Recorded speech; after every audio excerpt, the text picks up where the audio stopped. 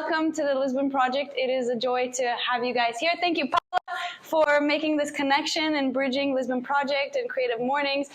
That's what we're always telling our network of volunteers. Every volunteer, every intern, every staff member represents a whole network of people, and one of our pillars, as you'll see in Lisbon Project, is to mobilize people. And so it's great to have you here today, and my hope is that by the end of this morning that you will know what the Lisbon Project does, who we are, what we do, and that it'll inspire you to either be a part of this mission, be a part of what we do, join with us, or even in your own ecosystem, in your own situation, in your own context, that you will understand and believe in the power of that you have to make a change, right? So I am Gabriela Faria. I am Portuguese South African, born in South Africa, raised in Portugal, and I'm the founder and CEO of the Lisbon Project. We are a nonprofit that exists with a mission to build a community that integrates and empowers migrants and refugees. Now, I was asked, and even just this morning, I saw in some of your promos of Creative Mornings for today that there would be a power talk. I heard this morning that you would be inspired and motivated. And so feeling a little bit of pressure there with power and motivation, inspiration, but I'm gonna try my best, I promise. And so the title of what I would like to share this morning, as we saw earlier, I was asked to give a title, and I guess it would be the responsibility of influence. The responsibility of influence. I started Lisbon Project when I was 23, straight out of university, and I'll explain that a little bit more, 7 years ago. But if you trace the beginnings of the Lisbon Project, what we have today, where you are today, I guess you could go way, way back to when I was in the 6th grade, the moment that I realized that I had influence. Do we have any teachers in the room, or anyone who's been a teacher? There's a teacher over here, a teacher back there. All right, so you'll know what I mean. But I started noticing that my teachers back in the 5th, 6th grade, especially in very chaotic moments, they would pull me aside, just me and my teacher, and they would have this one-to-one conversation, and they would say, "Gabby, if you behave, everyone else will behave. If you don't behave, they will not behave, so please behave." And I realized I had influence. I realized that there was a weight to my actions and my words, and the decision, the way that I chose to carry myself had a direct or indirect impact on the experiences of other people. I had influence. Now fast forward to 2016. I just graduated from the University of Aberdeen. Do we have anybody from UK here? From the land when there is no sun? All right. Welcome. I was explaining to my oldest daughter yesterday. She was saying, "Mommy, it's so cold on the way to school." And I was saying, "Yeah, Mommy lived in a place where it was like this, but worse."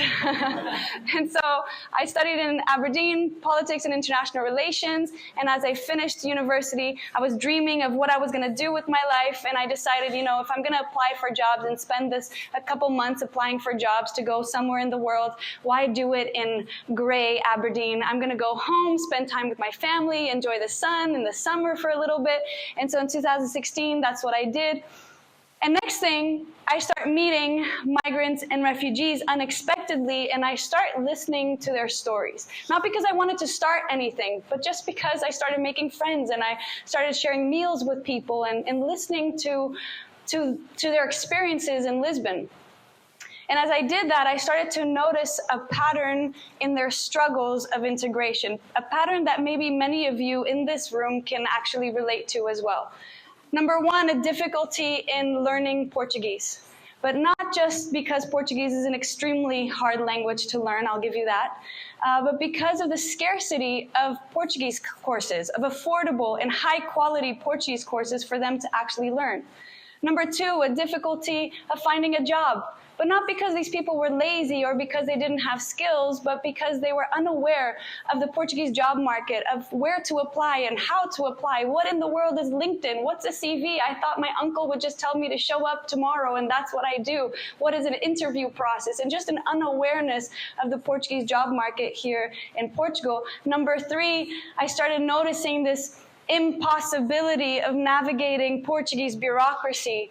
Again, not because people didn't want to follow the rules or they didn't want to pay their taxes, but because they couldn't afford a lawyer or an accountant that could help them understand our many times contradicting processes here in Portugal, which many of you are smiling and can attest to. And the times that they could or tried to afford a lawyer with much sacrifice or an accountant, they many times fell victims to fraud and were worse off than they were when they began. And most of all, in this pattern of struggles that I found, the highest and most difficult challenge that I heard time and time again was an extreme lack of community, a total isolation, a loneliness in their new chapter of life here in Portugal. And so as I heard these stories and as I looked to civil society around me, it seemed dormant. It seemed like people in Portugal, and whether that's the international or the local community, it was like they were aware of the wars that plague the world. They were aware of the persecution and the famines and the climate change and the natural disasters and all kinds of difficulties like extreme poverty and lack of education that is all over the world and that drives people to dream of a life in Portugal. But as people started arriving, as people were and are arriving in Portugal, it seemed like they were labeled with the stamp of migrant or refugee, and now they were a social problem that was the government's problem to solve. And so as I looked at civil society, I thought, where is everyone? Where are the people? Where are the companies? Where are the foundations? Where are the academic institutions? And as I met each migrant and refugee, as I listened to each story, as I shared meals with people, I understood that they were just people. People with a past, many times a very traumatic past, a past that I will never fully comprehend, and probably neither will you. People with a present, people with a future, a story to tell. And so over the past 7 years, I have heard countless of stories. I met Margaret, who had to flee Ghana with her 3-year-old daughter and pregnant at the time, before her daughter would become yet another victim of female genital mutilation in her village. And so she packed up her stuff and she left and came to Portugal. I've met Naima, who left Morocco with her husband and her young children, just ready to pay the price of an immigrant's life in Portugal for the hope that her kids would have a better education and a better future where they could be anything that they wanted to be. Or Mohsin, who was only 16 when he had to flee northern Iraq when ISIS came in, destroyed his home, and all of a sudden he finds himself living in a tent with what's left of his belongings. And today he's in Portugal living the dream that his mother had, that one day he would live free and safe and secure somewhere in the world, even if she could not enjoy that herself. And so I've met countless and countless of stories over the past 7 years, and that is where the Lisbon Project began, where I started asking myself, what if I use my influence? What if I could use my actions, my time, my resources, my talents, my gifts, whatever that I have, to make a change in these people's lives? And so I started thinking, I'm not a doctor, I'm not a teacher, I'm not a lawyer, I'm not an accountant, but I think that I can use my influence to mobilize civil society. I think that I can use my influence to mobilize the companies and the foundations and the academic institutions and the religious institutions and the neighborhoods and CreativeMornings and whatever I can, so that people can be this inclusive, this welcoming community where we no longer treat people just as a statistic or as a label or as a number or as a file, but we call people by name. We want to know their story. We get curious enough before we make assumptions of who people are or what they are deserving of, but we get close enough to ask, who are you? Where do you come from? Why are you here? What are your dreams for the future? And how can I join hands with you? And so that is what we're doing at the Lisbon Project. What if integration to Portugal could be both efficient and loving all at the same time? That's what we're trying to do. So we began in 2017, just here. We began in 2017. We have supported over 7,000 migrants and refugees from all over the world. We have mobilized well over 1,000 volunteers, and we've partnered with all kinds of sectors in society, from healthcare to tech to all different kinds of sectors. And so what do we do exactly? All right. Community life is at the core of everything that we do. So number one, what we do exactly is we welcome people by name. As I said, we want to get close to people. We want everyone who walks through their doors to these doors to feel seen, to feel heard, to feel like they are someone with value, a value that cannot be robbed from them, that it doesn't matter just what they can perform or what they can achieve, but they have an inherent human value that nobody can rob from them. And so that's what we do, is we welcome people by name. I think a lot of times when we talk about immigration, we spend a lot of time debating whether migration is good or bad. And we put people to the left or we put people to the right, and we're here debating all this about migration being good or bad, and we polarize. I believe migration just is. Yes, it has its pros and cons. It has its good benefits. It has its concerns. We cannot just ignore that. But migration is. We've always migrated. We're always going to migrate. And so while migration is something that is inevitable, what we can avoid is polarization. What we can avoid is discrimination. What we can avoid is having a Lisbon where you have the expats and the migrants just because maybe we have different resources. What we can avoid is that you have the Africans and then the Asians, the Bangladeshis and Pakistanis, and then you have the ex-Portuguese colonies on one side, and everybody's just in their own corner. At the Lisbon Project, we believe that we can be this inclusive Lisbon where everyone is welcome, where everyone has equal value and equal opportunity. And I believe in that. And so that's at the heart of what we do, is we build improbable friendships. I love having, and as you guys walked in, when you came in, the kitchen is right at the front. And that was very intentional when we moved into this space, because we want people to walk in and feel home. We want people to walk in and feel comfortable and feel safe. And we have tables everywhere, because every week we have things like community dinners and family Fridays where people sit at the table and you don't know who's the CEO, who's a director, who's a volunteer, who's a refugee. You have no idea, because the point is, sit at the table and make a meaningful friendship. And I promise you, that person will add value to your life. And if you're willing, you will add value to theirs. And so that's the number one thing that we do, is that we make these friendships, and we believe in a city where there is still dialogue. Unfortunately, in our world today, we see an increasing polarization where dialogue is less and less possible. We have Americans, any Americans in the room? Sorry, I'm gonna pick on you a little bit. Okay.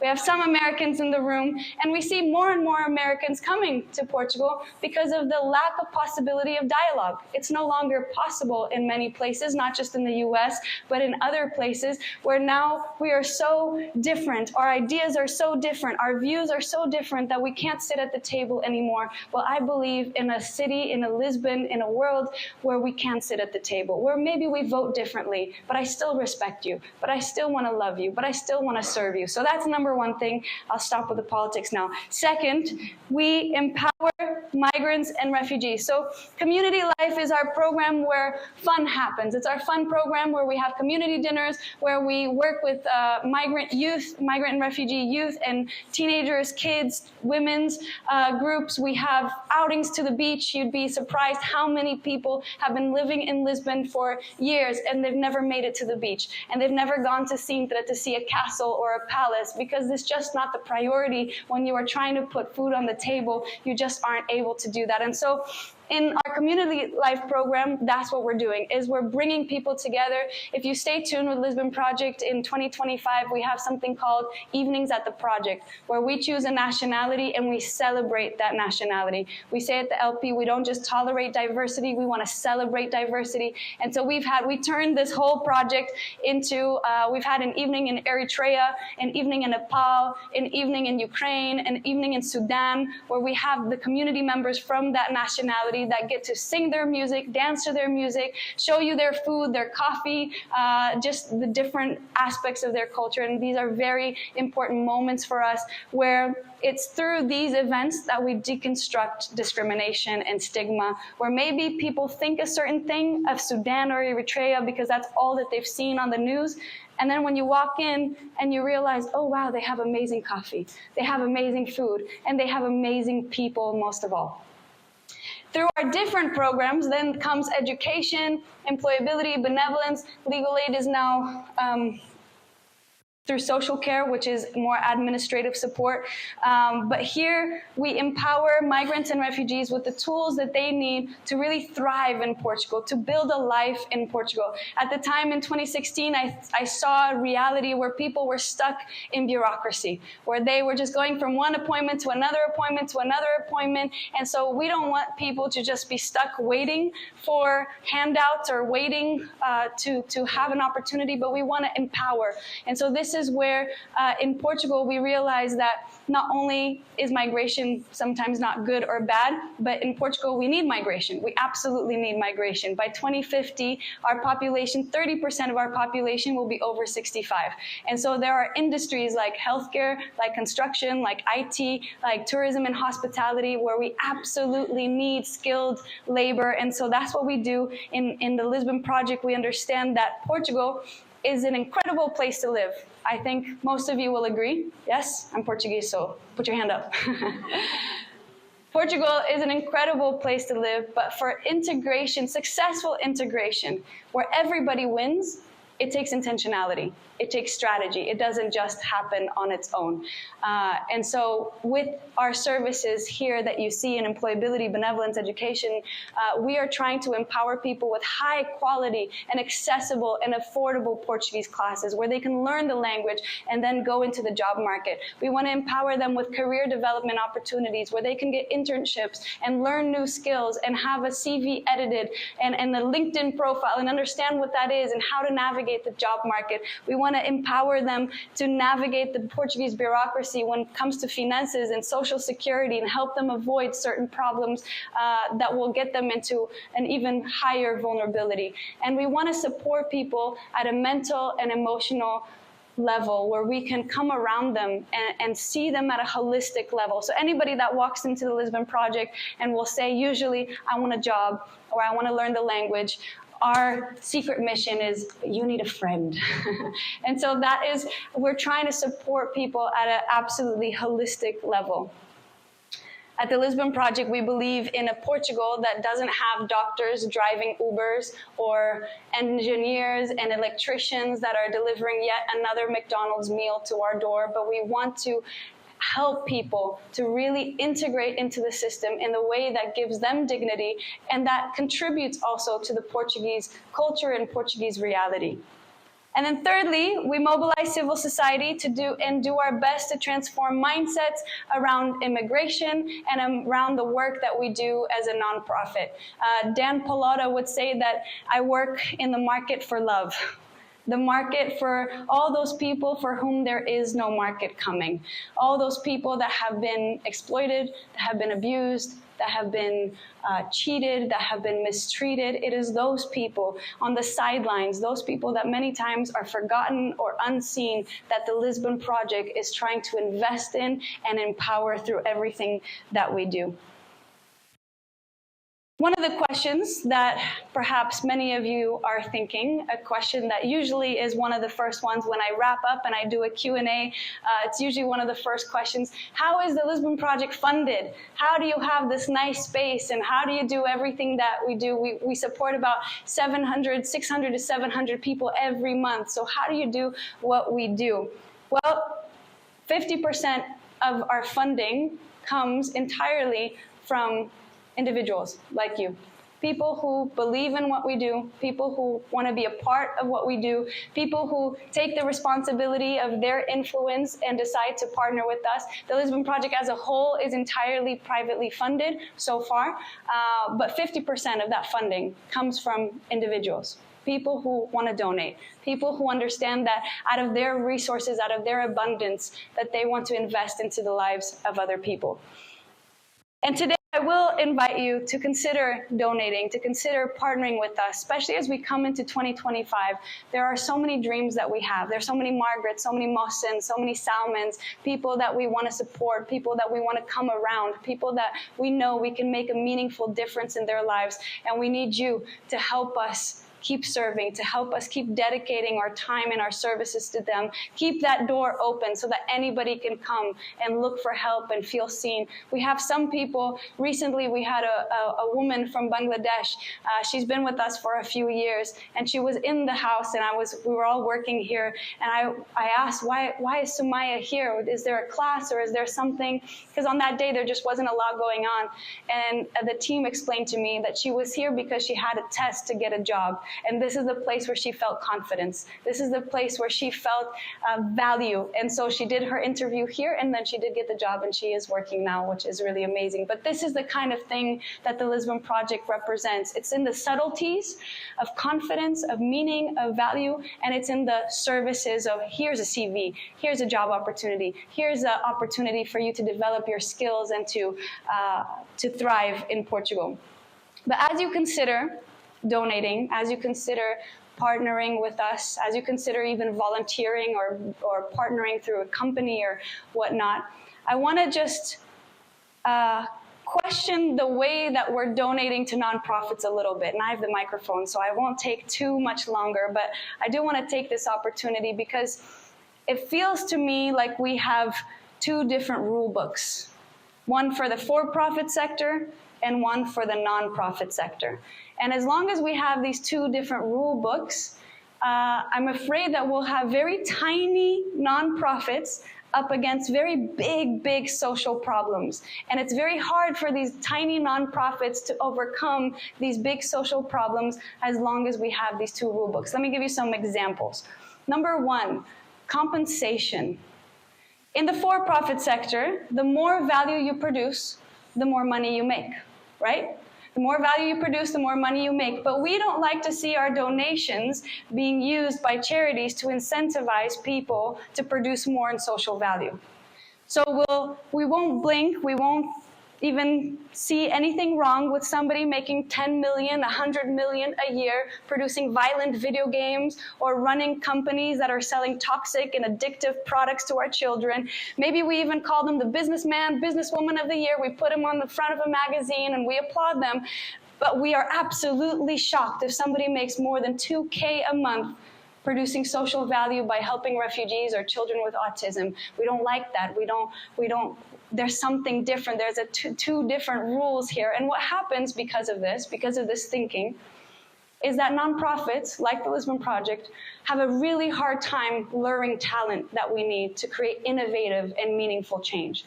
Because people who work in nonprofits, they have to decide between the well-being of their families, their holiday plans, their future education for their kids, and dedicating themselves to working for a nonprofit. And so as long as we have kind of a visceral reaction to compensation in the nonprofit world, this is going to be a struggle for many organizations. Number two, I'll give you just one more example, especially around Christmas marketing. We tell the for-profit sector, spend on marketing, tell the world everything that you do. I mean, in Christmas, all you see, you're bombarded by marketing everywhere. It's on podcasts, it's on as you walk along the streets, it's on your YouTube, it's everywhere. Spend on marketing, but we don't like to see our donations being spent on advertising or fundraising. We want our money to be spent directly on the needy. We all think that charities should spend less money on advertising and fundraising because the more money that they spend on that, the less money that goes to the cause that we care deeply about. And so we tell brands, you may advertise all the benefits of your product, but we tell charities, you are not allowed to tell people about all the good that you do. You can do some flyers and maybe send some newsletters. And so with that kind of thinking, the question is, where's that money going to go? Where's the consumer euro going to go? Is it going to go to the products in the for-profit world, or is it going to go to meaningful change that's making a difference in people's lives? And so I get asked this question a lot, pretty much on a regular basis. What percentage, Gabby, when I donate to the Lisbon Project, if I give 50 euros, 100 euros, or whatnot, what percentage of my donation is going to go to overhead, and what percentage goes to the cause? And I hate this question. I really struggle with this question because it makes it seem like the cause and the overhead are two different things. It makes it seem like the overhead is a negative thing to the cause. But the overhead at the Lisbon project, this building, the space that you're in, that you all felt comfortable in, this is the space that is a safe place for people to come in Lisbon. There are people that are homeless, that find themselves without a job and without a home, and they can't afford another night at a hostel, and they spend the day here because this is where they can get tea and coffee, and this is where maybe they can get a chance to find a job and to get themselves out of that situation. The overhead that many people are so against are the team of 6 members of staff that I have that are dedicated, that every day are sacrificing to support people, that when everybody else has all their busy things that are going on and our volunteers are busy with their own plans and they come with the dedication that they have, it is this team of staff that is here full time saying, where do you need me? How can I help? That are ready to support, to empower, to include migrants and refugees every day. And so with this kind of thinking of overhead and cause, it makes organizations go without the overhead that they need in order to grow the organization and to scale the impact in people's lives. And so I would just challenge you, as you're here in a nonprofit, as you're thinking about other nonprofits that you have supported over the course of your life that you will yet support, don't ask them about their overhead. Ask them about their dreams. Ask them what they're doing, what they want to do, how they want to create a change. It is those people in those nonprofits that know the community, that know what the community needs, and that are doing their very best. Look for transparency. Look for accountability 100%. But trust the organizations to use your donation to really make a meaningful change and to grow what they are currently doing and to support more people. At the Lisbon Project, I have the privilege, and it's become my almost full-time job, to stir generosity in the hearts of people, to speak to people like you and to connect you with a story that's bigger than yourself and to show you that you can make a change. And we're in a season of giving, and so today I want to invite you to give to the Lisbon Project, to partner with us, to get to know more about the stories of what we're doing. You're going to, over there, Pedro and João, and we have Lindsay here, who's also volunteering with us for quite a long time. Get to know, what is their day like? What are the people's stories like? You, over there on that wall, you can also see some of the people that are part of our community. You can read about their dreams and who they want to be and what they want to do in Lisbon. I founded the Lisbon Project when I was 23, not because I had all of the solutions to migration and to the challenges of migration, but simply because I realized that I had influence and that I wanted to use my time, I wanted to use my money, I wanted to use whatever I could to make a difference in people's lives, and that I could use my influence to mobilize others to do the same, to be part of something bigger, whatever that looks like, whether it's with the Lisbon Project or somewhere else. I would end with this. I was born in South Africa, and I was born one day before Nelson Mandela came into power. It was kind of a crazy time, but his words really have been a bedrock, have been a foundation of the Lisbon Project. We had some t-shirts at one point with this saying. He said, "It only seems impossible until it's done." And I know that I've spoken about a lot of idealistic scenarios with a city that is one and united, and a city that celebrates diversity, a city with no discrimination. I know that I've dreamt of this, but really, it only seems impossible until it's done. And so I want to invite you to be a part of that with us. Thank you for being here this morning. Thank you for giving of your time. Thank you for investing your attention to the Lisbon Project. We really appreciate it, and we couldn't do anything of what we do today if it wasn't for people like you that it turns out you have influence to, and you have a responsibility with it. Thank you.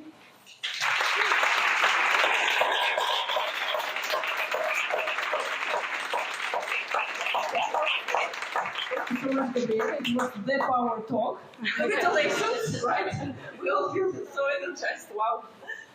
Do you have any questions? Some questions to Gabriela?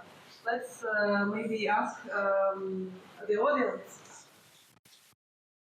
Or maybe you want to share your thoughts, or I don't know. Maybe I should not. Maybe I should get.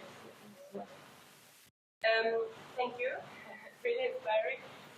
When you talked about the funding, I think you mentioned so far or until now you're all privately funded. So is there any thoughts or intentions to get also some governmental funding or? Mm-hmm. I've been resistant to public funding because of one of the reasons that we started Lisbon Project was a fight against bureaucracy, and we wanted to be efficient and quick and adaptable. And with public funding, those are not the words you would describe public funding with. And so we've been resistant to that for 7 years, but in reality, at this point, to the dreams that we have and how big we want to go and we want to scale and we want Lisbon Project to be in different cities as well, we are opening that door if it must be, just because the funding is much bigger and more predictable. But we are going to navigate that and see where do we negotiate the loss of adaptability and sometimes efficiency for the sake of bigger funding. But our priority is absolutely private funding. Yep.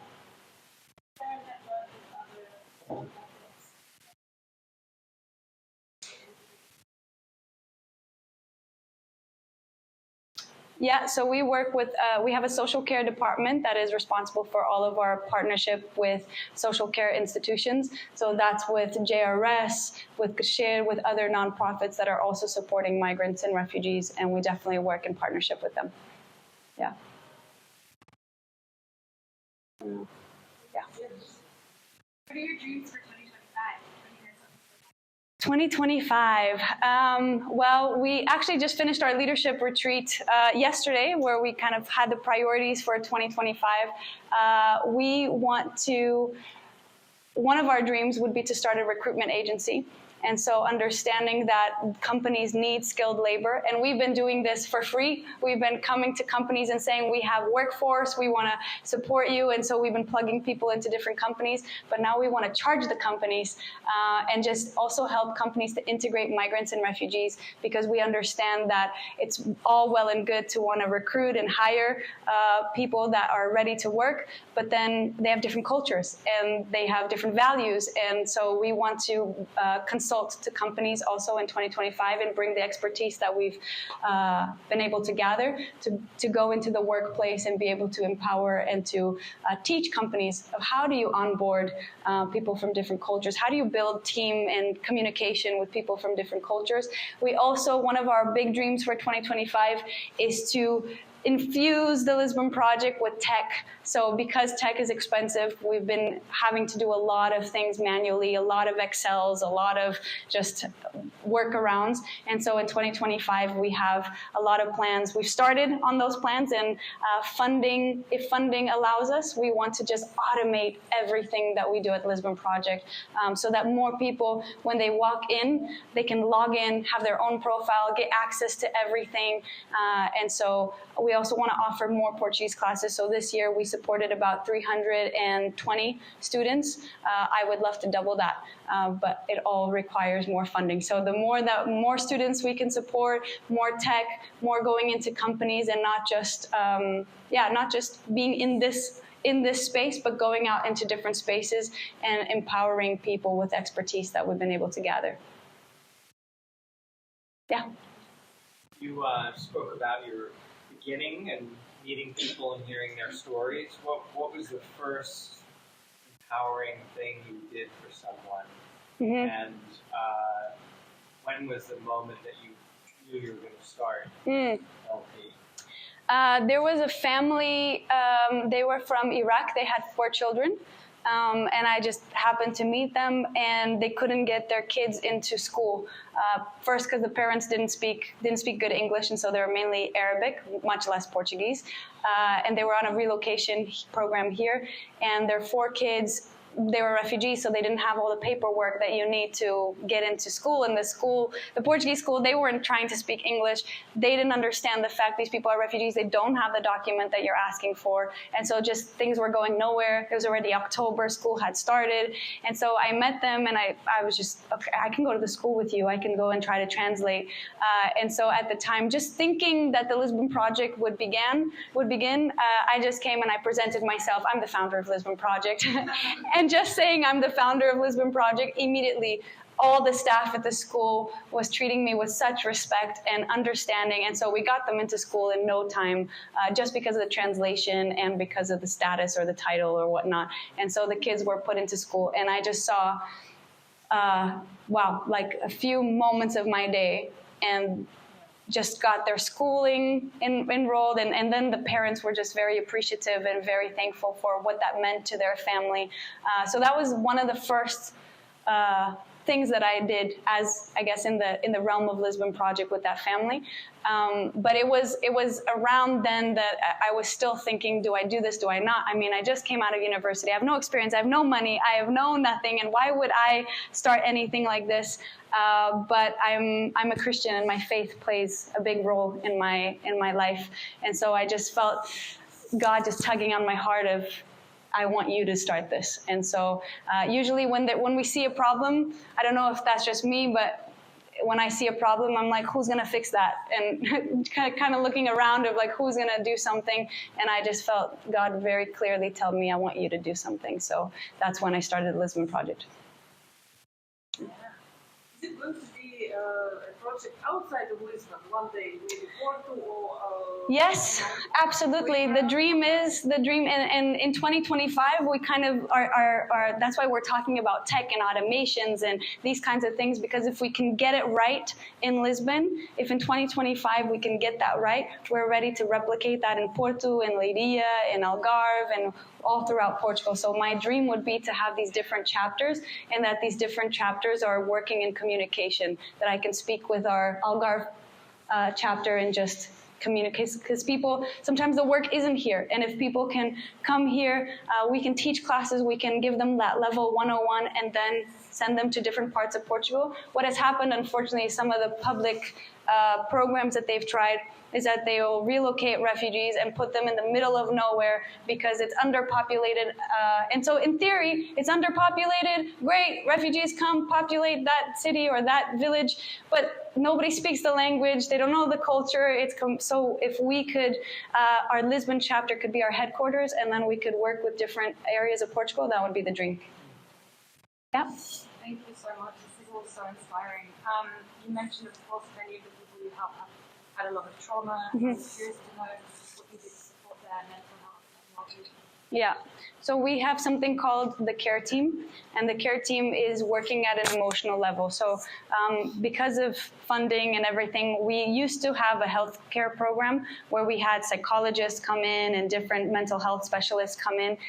But what we realized is that certain positions cannot be done on a volunteer basis, simply because of sometimes the mentality with volunteering is, I do it when I can, and then if I have holiday or if I have family coming over, then I'm busy. And so we had psychologists that were starting treatments with people and then stopping halfway, and so we stopped providing professional care in-house until further notice, until we have funding to have a psychologist in-house. But right now we have a care team, and so they're very much at an emotional level. They're always available, they always have a badge, and so anybody who's coming in, the teams are aware of them. And so if I'm speaking to someone and I realize this person would need somebody to talk to, then I can refer them to the care team. And the care team are people with professional background, people that are qualified, that do have a safeguarding specialist mentoring them. But it's more this informal level of care. And then the care team is also very strong and every day more so in referring to the right organization. So because of the different vulnerabilities that our community is in, sometimes there's domestic violence, sometimes there's abuse, sometimes there's depression, there's all kinds of different hard situations. And in those harder situations, we make sure to refer to different care organizations. So with Lisbon Project, our hope is not necessarily to be everything to everyone, but that we would be a safe place, that where we refer you, you can trust us, that we have a partnership with these people, or we know where you can go. If we don't have the answer, we'll tell you where to go. And with mental health, we try as much as possible. And actually, friendships goes a long way in terms of mental and emotional well-being. And so that is our first primary purpose here. And then if people need something more, then we refer them. Yeah.